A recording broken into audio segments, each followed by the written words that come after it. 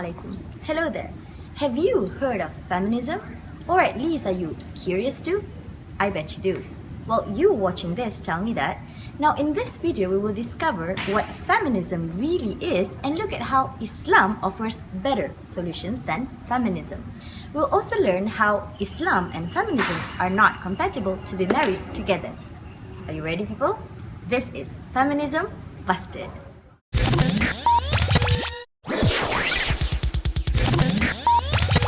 To me, feminism is a false sense of liberty given to us by Western standards. Feminism is actually a movement. I think feminism is about women's rights. Feminism is an ideology made by humans. Feminism is a movement that fight for women equality.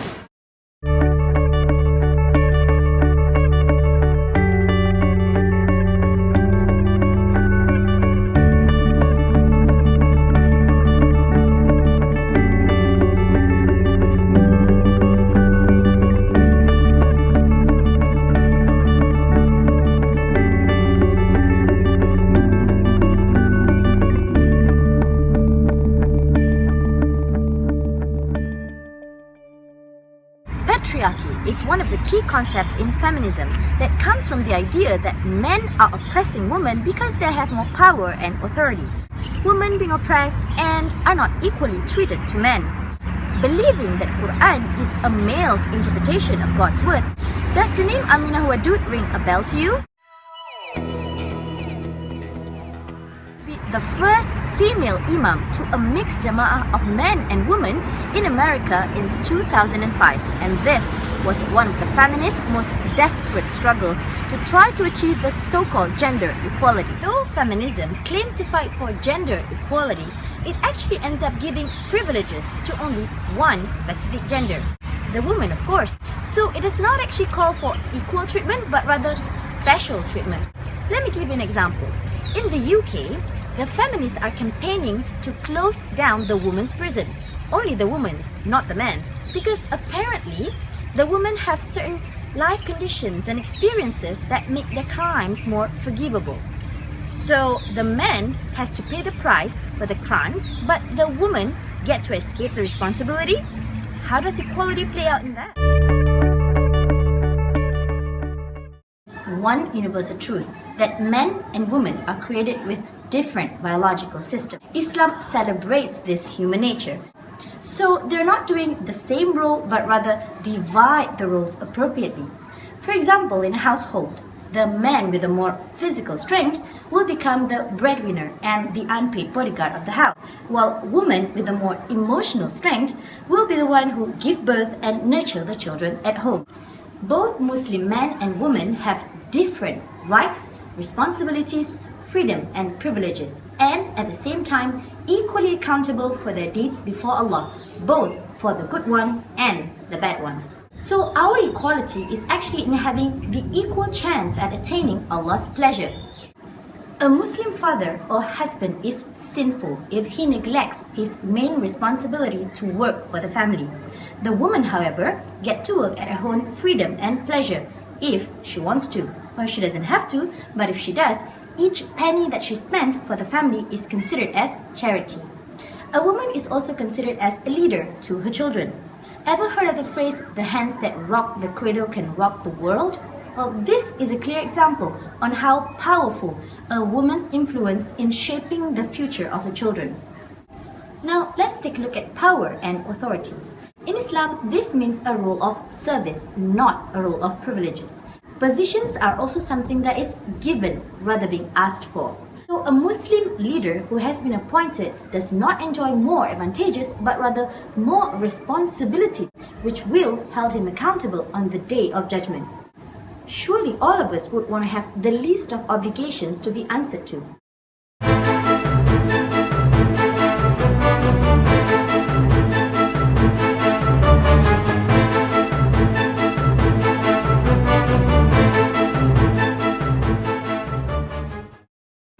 Islam, men and women only serve Allah subhanahu wa ta'ala and not each other. When it comes to the issue of hijab, both men and women need to cover themselves and to lower their gaze. We cover ourselves as a form of ibadah towards Allah subhanahu wa ta'ala, a worship towards the God, and not because our parents or even the husband forced us to do so. Now, why would you want to refer to humans' weak idea when your greatest creator has already defined how best to dress yourself? Well, on top of that, a woman's worth in Islam does not depend on her looks, her wealth, and also any external factors, but it is purely defined based on her character, the virtues, and also manners of herself. So think about it. How can we be automatically be self-sufficient when we can't even give birth to ourselves? We humans do not own our body and we don't have any full authority over it. Allah subhanahu wa ta'ala is the one who have control over it. Therefore, we have to use our bodies that we have borrowed from our creator to do duties on this earth. For me personally, no, I don't think we need feminism because I think that Islam is the fairest of religions, and if each gender fulfills their roles, then there's no need for anything else.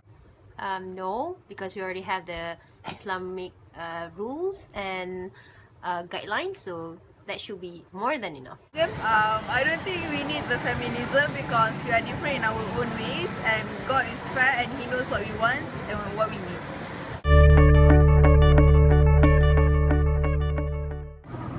Feminism is just another redundant ideology to serve some women's personal desires, while Islam is the necessary solution. Oftentimes, it is not Islam that's causing the problem in today's ummah, but rather the lack of Islam that's causing it. The lack of clear understanding of Islam among Muslims and the lack of correct execution of Islam in Muslim majority countries that has caused chaos in Muslims' community. Bring back the real Islam. Feminism asks us to submit to human ideology and standards, and that is a kind of oppression. Islam asks us to submit to Allah subhanahu wa ta'ala, and that is the ultimate God, no man and woman includes. The feminists find women who cover up as a form of oppression, while women being objectified in the forms of music videos, billboards, and advertisement as freedom and liberation.